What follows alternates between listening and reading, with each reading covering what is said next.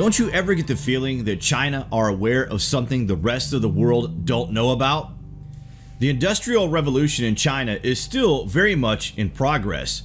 Within the past 50 years or so, they have went from a centrally planned closed economy to the second largest economy and will be the biggest economy on the planet within 20 years. They have risen out of the ashes in the late 20th century and now dominate Asia as the top major superpower in the region with huge global influence.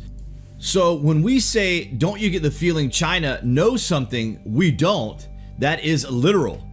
They have even went as far as to lift 3/4 of its population out of a state of poverty, and they branch out into every country in the world.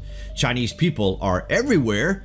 There are 81 million Chinese people living outside China, and that only accounts for 6% of the total number of Chinese. Have you ever heard the expression of why are there so many Chinese? Because they were here first, on Earth that is. Anyway guys, we wanted to tell you about the famous Dropa stones, said to be at the very least 12,000 years old. They have hieroglyphic inscriptions that can only be read under a microscope, and these enigmatic discs are one of the weirdest things ever discovered on Earth concerning alien visitation. Wait till you hear this. Is it possible that China has deciphered ancient knowledge as their rise continues in modern times?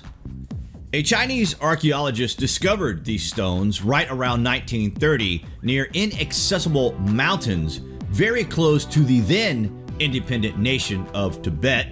They were found in a system of artificially carved tunnels and pantries that are said to have been home to a very small group of beings that grew to around 4 foot tall with heads larger than the average human today. There was mass scattering of bones of these tiny beings that have been kept under lock and key by the Chinese since the Communist Revolution of 1949. As the archaeologists excavated the site with students from Peking University, they began to come across these Dropa stones. In fact, it is thought they discovered close to 800 of these things, which all had holes in their centers. The walls of the cave system were adorned with carvings of the rising sun, the moon, stars, the earth, mountains, and dotted lines linking the earth with the sky, suggesting that this site is in fact a crash site of extraterrestrial beings who got stranded in this region in the very distant past, at least 12,000 years ago. Who were these mysterious beings? What were the enigmatic discs? And where did the star maps carved on the cave walls lead to? The discs were examined by Dr. Sum Nu in Beijing around 1958, who concluded that each groove consisted of a set of tiny hieroglyphs of unknown origin. According to the doctor, one of the hieroglyphic lines read, "The Dropa came down from the clouds in their aircraft. Our men, women, and children hid in the cave 10 times before sunrise. When at last they understood the sign language of the Dropas, they realized that the newcomers had peaceful intentions."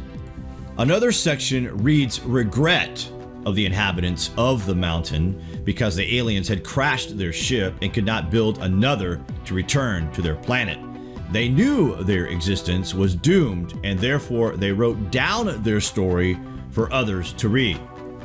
They wanted to tell us who they were and what brought them here. They left a message for future generations, but the alien artifacts they left behind were hidden from the public. Physically, the granite stones were a very hard stone indeed. It would have made it impossible for the primitive people to carve the lettering, especially with such minute characters only being visible under a lens. When testing a Dropa disc with an oscillograph, a surprising oscillation rhythm was recorded, as if they had once been electrically charged or had functioned as electrical conductors. Have any of the Dropa people survived? At the time of the discovery, the cave area was still inhabited by two tribes known as the Kams and the Dropas. both extremely odd in appearance. Experts have been unable to categorize either tribe into any other known race, as they are neither Chinese, Mongol, nor Tibetan. Said to have yellow skin very reminiscent to the founding father of the whole of China, one of the first emperors, the Yellow Emperor. Ancient Chinese records talks of a very special being described as a god-like king, a son of the heavens. He is credited with having invented Chinese medicine, various religious practices, including worship of the sun, moon, and 5 planets, and technological inventions like the compass and calendar.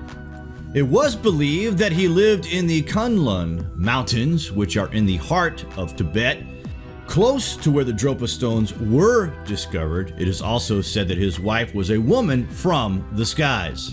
Now, isn't it strange that this emperor has relations to this area and similarities to the people that lived there?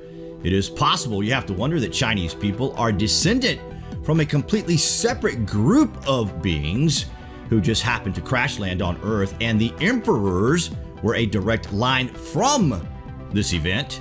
Is 12,000 years enough time for the numbers to get to 1 billion? Who knows, guys? Perhaps the Chinese government is aware of this today, and this is the reason there is so much being hidden in China from the rest of the world in terms of the ancient history surrounding the Chinese people.